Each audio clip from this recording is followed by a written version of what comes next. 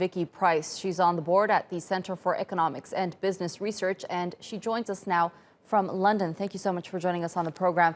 Now, we have a situation where Prime Minister Johnson isn't able to conduct his duties, and Dominic Raab will be deputising him.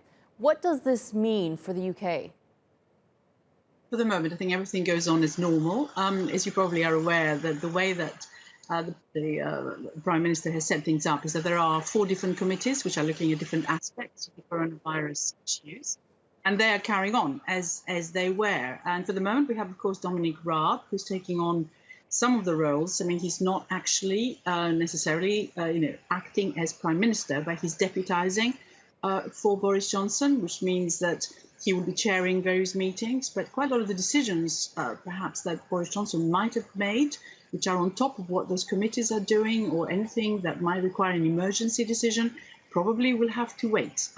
So everyone is asking exactly the same questions. How will it work? What are the powers of Dominic Raab?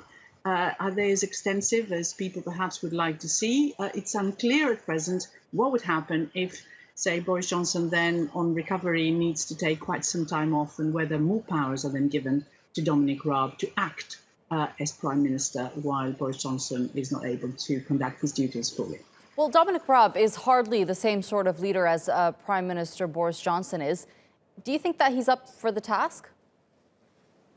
I think everyone will rise to the task, if you like. What we're seeing is that there's an awful lot of support for the Prime Minister right now. I think everyone would rally around whatever is needed to be done. So it's going to be probably a decision-making process, much more than just one single person. And the reality is that a lot of what was going on in the UK had been very much on the advice of the medical profession and the scientists.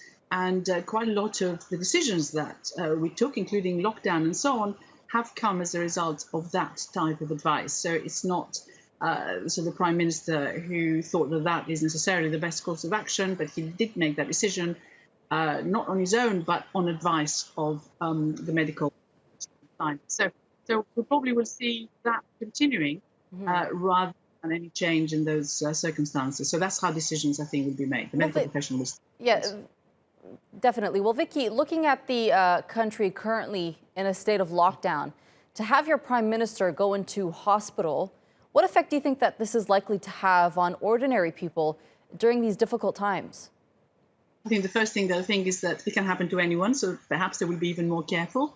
And we have seen that people generally have been observing the 2-meter rule, the social distancing. They haven't complained very much about the lockdown, but they are waiting to see how they can get out of it, because the economy, of course, is struggling. So my own firm has done calculations that we're operating at just 2/3 of capacity right now, because we've had a big supply shock and a demand shock.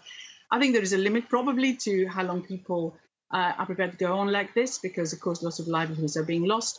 So they will be looking to the politicians and the scientists and medical profession for some hints of when all this will be lifted. And clearly, one needs to have the Prime Minister there, because he will have to endorse any decisions that may be taken. So a lot of the questions asked in the British media today has also been, is there an exit strategy? Is there an exit plan?